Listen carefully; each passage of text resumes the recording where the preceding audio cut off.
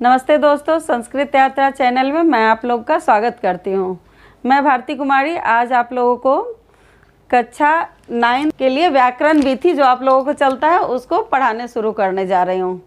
मैं आप लोगों को व्याकरण से इसलिए शुरू कर रही हूँ कि सबसे पहला बेस किसी भी भाषा को लिखने, पढ़ने, समझने के लिए उसका व्याकरण को जानना बहुत ज़रूरी है। तो हम लोग पहले व्याकरण से शुरू करेंगे, उसके बाद किताब का भी उसी किताब जो है उसका भी चैप्टर वाइज चैप्टर पढ़ाएंगे। तो व्याकरण एक ऐसा चीज़ है कि जो हम लोग स्कूल से लेके कॉलेज से लेके पीएचडी तक चले जाएं, सभी जगह व्याकरण की आवश्यकता होती है। तो वही संधि हम लोग यहाँ भी पढ़ेंगे। आप लोग को क्लास 9th में 10th में वही संधि हम लोग फिर कॉलेज में भी पढ़ते हैं, लेकिन अंतर क्या होता है कि यहाँ हम लोग इसको संक्षेप में पढ़ते हैं, उसको बाद में उसको और बृहत रूप में पढ़ते हैं। तो चलिए आप लोगों का हम पढ़ाते हैं। तो संधि, तो सबसे पहले आप लोग समझ लीजिए कि संधियाँ 3 प्रकार की होती हैं: स्वर संधि, व्यंजन संधि और विसर्ग संधि। तो सबसे पहले हम लोग स्वर संधि पढ़ेंगे। तो स्वर संधि में भी मुख्यतः स्वर संधि में दीर्घ संधि, गुण संधि, वृद्धि संधि, अयादि संधि, यन संधि, पूर्व रूप संधि और पर रूप संधि संधियाँ होती हैं। तो आप लोगों को वृद्धि संधि, गुण संधि, यन संधि, अयादि संधि शायद पढ़ना है। तो जो आप लोग का सिलेबस में होगा मैं वही पढ़ा दूंगी। तो चलिए आज हम लोग सबसे पहले दीर्घ संधि से शुरू करेंगे। तो दीर्घ का मतलब ही होता है कि दीर्घ बड़ा, ह्रस्व मतलब छोटा, दीर्घ का मतलब ही बड़ा। तो क्या, जहाँ हम लोग संधि, सबसे पहले संधि 2 वर्ण आपस में मिलते हैं उसको संधि कहते हैं। कुछ भी जोड़ है उसको संधि हम लोग कर रहे हैं जहाँ मिला। तो जब हम लोग यहाँ शब्दों की बात कर रहे हैं तो यहाँ तो मेल वर्णों की होगी। तो 2 वर्ण आपस में जब मिलेंगे उससे जो विकार उत्पन्न होगा उसको हम लोग संधि कहते हैं। उसी को हम लोग पढ़ेंगे कि कैसे 2 वर्ण आपस में मिलने के बाद क्या विकार आया। तो स्वर संधि, दीर्घ संधि में क्या विकार आता है, गुण संधि में क्या विकार आता है। तो जैसे हम लोग यहाँ पे पहले देखेंगे विद्या धन आलय, तो क्या हो जाएगा इसका, विद्यालय। माहेश्वर सूत्र को याद कर लें।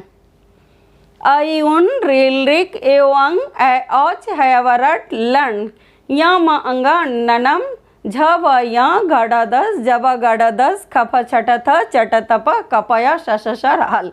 अगर इसको याद कर लेते हैं तो आप लोग को संधि, समास कुछ भी पढ़ेंगे 9th 10th आगे भी चलकर आप लोग को बहुत सुविधा होगी। जैसे दीर्घ संधि है, अगर हम लोग पढ़ने जा रहे हैं तो दीर्घ संधि में इसके लिए एक सूत्र आता है, अकः सवर्णे दीर्घ। अकः आप लोग को इतना पढ़ना नहीं है, लेकिन मैं बता दे रही हूँ इसलिए कि समझने में आप लोग को सुविधा होगी। सवर्णे दीर्घ, दीर्घ मतलब दीर्घ होता है, दीर्घ संधि सवर्ण का आपस में मिल। अक, अक आप देखेंगे प्रत्याहार, उसमें देखेंगे अ ई उन ऋल ऋक, इसमें क्या आता है, अ ई उ रि ऋ।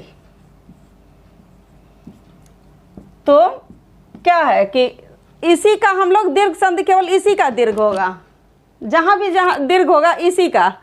तो अ से क्या, अ का दीर्घ क्या होगा, आ। ई का क्या दीर्घ हो जाएगा, ई। ऊ का ऊ, री का री, री। ली का तो दीर्घ रूप होता ही नहीं है। तो इसी को हम लोग अभी यहाँ वर्ड देख रहे हैं कि अ का आ होगा, ई का ई। तो यही संधि में हम लोग देखेंगे कि दोनों मिलकर यहाँ बीच में ई, आ, ई, ऊ और री आएगा। तो अब हम लोग 1-2 उदाहरण देखकर समझते हैं। तो यह देखिएगा कि जब भी दीर्घ संधि होगा तो अ ई उ ऋ ऋ इतना ही वर्ड का होगा। कि यहाँ देखें विद्या धन आलय, अभी भी आलय। तो विद्या का आ, इसका आ मिलके क्या हो गया, एक विद्यालय बना, विद्यालय। यहाँ संधि हो गई, यहाँ दोनों आ था लेकिन आपस में मिलकर एक ही आ हो गया संधि होने के बाद। उसी तरह हम लोग धन आलय, या तो क्या होगा, यहाँ का म यहाँ का आ के बन गया क्या, हिमालय। यहाँ एक बात हम लोग ध्यान देंगे कि दोनों तरफ आ की मात्रा है फिर भी एक ही आ हुआ, और यहाँ अ की मात्रा इधर आ की मात्रा है फिर भी एक ही आ होगा। तो कहने का मतलब है कि दो जहाँ समान स्वर होंगे तो दोनों की जगह संधि होने पर मात्र एक ही शब्द रहेगा। दीर्घ संधि में, दीर्घ संधि में क्या है कि दोनों की जगह जब संधि होगा तो दोनों मिलकर एक ही दीर्घ रूप रह जाएगा बस। धन अ इक्वल क्या होगा, आ, फिर आ धन आ इक्वल भी आ, अ धन आ इक्वल आ, फिर आ धन अ इक्वल आ। इसको हम लोग देखेंगे कि कहीं भी, जैसे ये विद्या में यहाँ आ की मात्रा है, आलय में आ की मात्रा है, दोनों भी आ मिलेगा तो एक ही आ होगा। देखिए दोनों आ भी है तो एक ही आ हो जाएगा, और यहाँ अ है इधर आ है, तो देखिए अ और आ मिलके क्या, एक ही आ रह गया हिमालय में। इसी तरह हम लोग ई उ का भी देख लेंगे, ई का भी, ई धन ई इक्वल दीर्घई, ई दीर्घई भी रहेगा इधर, धन दीर्घई ई, फिर भी एक ही दीर्घई होगा। इधर हर्ष ई है, इधर दीर्घ ई, फिर भी दोनों की जगह इक्वल ही होगा ई। इधर दीर्घ ई है, इधर ह्रस्व ई, तो दोनों की जगह एक दीर्घ ई। तो क्या हम लोग यहाँ देख रहे हैं कि दीर्घ का मतलब है कि बीच में हमको संधि के बाद एक दीर्घ रूप मिलेगा, उसमें भी अ ई उ री का इतना ही वर्ण का दीर्घ होगा। तो देख रहे हैं कि इधर ह्रस्व ह्रस्व भी मिलेगा तो एक दीर्घ हो रहा है, दीर्घ दीर्घ भी मिलने के बाद एक ही दीर्घ होगा, ह्रस्व दीर्घ भी मिलेगा फिर भी एक ही दीर्घ होगा। तो इधर हम आ का उदाहरण देखें, अभी हम आप लोग को एक आ, चलिए तो अब ई का उदाहरण हम लोग देख लेते हैं। देखिए यहाँ गिरि धन ईशः गिरीशः, गिरि धन इंद्र गिरीन्द्र, पड़ी धन इच्छा परीक्षा, मही धन इंद्र महीन्द्र, सती धन इच्छा सतीक्षा, मही धन ईशः महिषः, रजनी धन ईशः रजनीशः। तो देखिए यहाँ क्या है, हर्ष ई और दीर्घ ई मिलकर एक दीर्घ ई बना है, यहाँ भी हर्ष ई और हर्ष ई मिलकर एक दीर्घ ई बना है, इसका उदाहरण हो गया।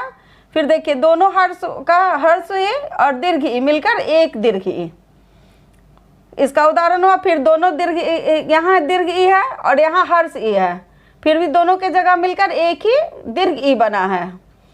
यहाँ भी इधर दीर्घ ई है, यहाँ ह्रस्व ई है, दोनों के जगह यहाँ एक दीर्घ ई बना है। यहाँ भी देख लिए दीर्घ दीर्घ का उदाहरण, एक दीर्घ और ये भी दूसरा दीर्घ, दोनों दीर्घ मिलकर यहाँ एक ही दीर्घ बना है। यहाँ भी एक दीर्घ ई और यहाँ दीर्घ ई, दोनों मिलकर यहाँ एक ही दीर्घ ई बना। तो इस प्रकार हम देखते हैं कि ह्रस्व ह्रस्व मिले या ह्रस्व दीर्घ मिले, दोनों मिलकर दोनों के स्थान पर दीर्घ संधि जहाँ हम लोग करेंगे तो वहाँ एक ही उदाहरण, एक ही होगा दोनों के जगह पर। तो अब अ ई का देख लिए और हम लोग आगे उदाहरण देख लेते हैं ऊ का।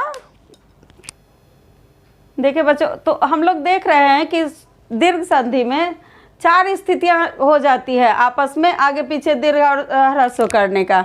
तो मैं यहाँ लिख दी हूँ इस प्रकार से कि आप लोग अच्छे से समझेंगे। जैसे देखिए ह्रस्व मिलकर एक दीर्घ उ बना, यहाँ भी दीर्घ उ बराबर एक ही दीर्घ उ, यहाँ दीर्घ और ह्रस्व मिलकर एक दीर्घ, यहाँ भी ह्रस्व के बाद भी दीर्घ आता है तो दोनों एक ही दीर्घ उ बना है। तो अब इसका हम लोग उदाहरण देख लेंगे। जैसे देखिए भानु धन उदया, यहाँ ह्रस्व है यहाँ भी ह्रस्व है, तो क्या यहाँ दोनों का दीर्घ हो जाएगा, भा न में दीर्घ हो गया, उ की मात्रा भानु दया। इसी प्रकार सु धन उक्ति, तो यहाँ भी ह्रस्व है यहाँ भी ह्रस्व है, तो क्या हो जाएगा सुक्ति, सुक्ति। इसी प्रकार हम लोग यहाँ देखते हैं भू, यहाँ दीर्घाई वाला देख रहे हैं, भू धन ऊर्ध्व,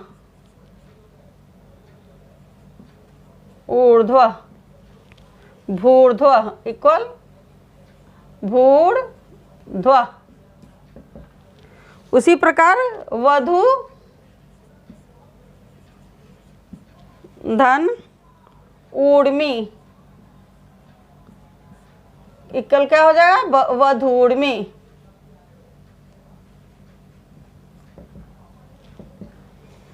यहाँ देखिए इसमें दीर्घ ई इधर है, यहाँ भी दीर्घ ई है, लेकिन दोनों की जगह एक ही दीर्घ हुआ। यहाँ भी दीर्घ और दीर्घ दोनों की जगह एक ही दीर्घ। अब लोग एक तरफ ह्रस्व एक तरफ, अब क्या हो यहाँ देखते हैं कि दीर्घ वधु धन उत्सव, वधु धन उत्सव, तो यहाँ हो जाएगा वधूत्सव।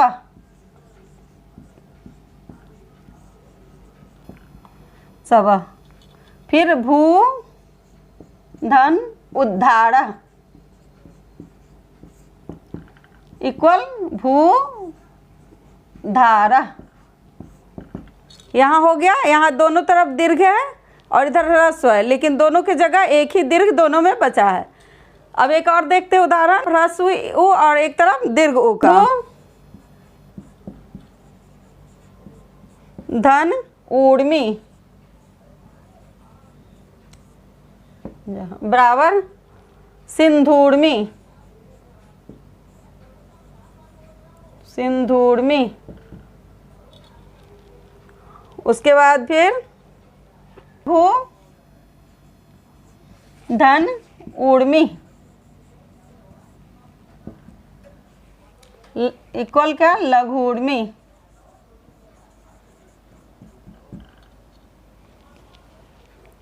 इस तरह हम लोग सभी में से दो दो उदाहरण देख लिए हैं। अब एक री का उदाहरण बच गया है। चलिए उदाहरण देखते हैं, री धन री इक्वल री।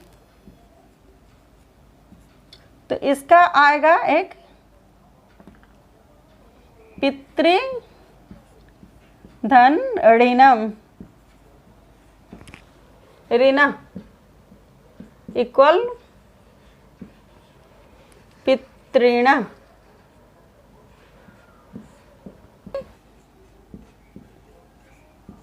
धन ऋण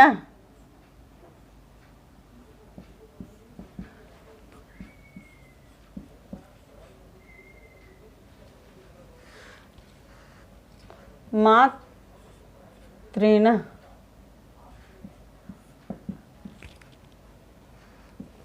चलिए यहाँ अभी हम लोग स्वर संधि के अंतर्गत आने वाले दीर्घ संधि को देख रहे थे। तो दीर्घ संधि में क्या देखना है कि दो संधि में तो पहले देखना है कि दो वर्ण आपस में मिल रहे हैं, आपस में जो मिलते हैं उसी को संधि कहते हैं। और दीर्घ संधि में एक दीर्घ स्वर होगा बीच में, या तो ह्रस्व ह्रस्व मिले या दीर्घ दीर्घ मिले या ह्रस्व दीर्घ मिले, लेकिन मिलकर दोनों के स्थान पर एक ही दीर्घ रूप रहेगा। और दोनों जो रूप होगा एक सवर्ण होगा, जो हम लोग उच्चारण स्थान और प्रयत्न जो एक समान होता है, जो सवर्ण वर्ण एक ही समान वर्ण होगा वही दीर्घ होगा। अ के बाद अ आ रहा था तभी देख लिए हम लोग कि उ के बाद उ आए तो उ हुआ, अ के बाद अ आने पर दीर्घ बना, उ के बाद उ आने पर उसी तरह ई के बाद ई ही आने पर। ऐसा नहीं कि ई के बाद ए आ गया तो हम लोग दीर्घ कर दिए, उ के बाद ओ आ गया तो हम लोग दीर्घ कर दिए। अब हम लोग उसको देखेंगे आगे इस गुण संधि में कि क्या परिवर्तन आता है। चलिए धन्यवाद।